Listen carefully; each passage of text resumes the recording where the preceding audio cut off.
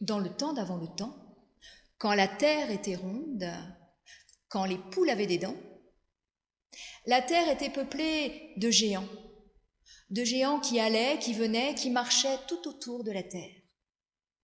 Et parmi ces géants, il y avait une géante. C'était la plus grande, la plus belle et la meilleure des géantes.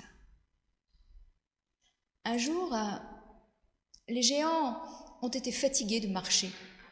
Alors ils se sont arrêtés, ils se sont couchés et ils se sont endormis. Et c'est comme ça que sont nées les premières montagnes. Lorsque les géants remuaient dans leur sommeil, c'est comme ça que sont arrivés les premiers tremblements de terre. Et puis le temps a passé. Un jour, la géante a ouvert un œil et elle a vu son reflet dans une goutte de rosée qui était posée sur le pétale d'une fleur qui avait poussé là.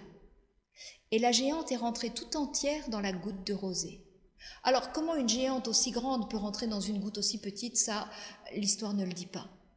Mais lorsqu'elle s'est retrouvée dans la goutte de rosée, elle s'est mise à peser tellement lourd sur le pétale de la fleur que la fleur s'est enfoncée dans le sol. Et elle s'est tellement enfoncée dans le sol qu'elle est arrivée jusqu'au milieu de la terre, là où il fait tellement chaud que même un œuf à l'intérieur d'une poule serait cuit instantanément.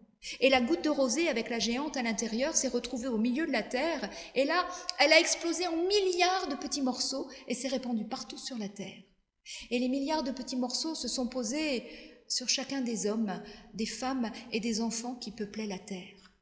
Et c'est depuis ce jour qu'en chacun de nous, il y a un morceau de grandeur, de beauté et de bonté.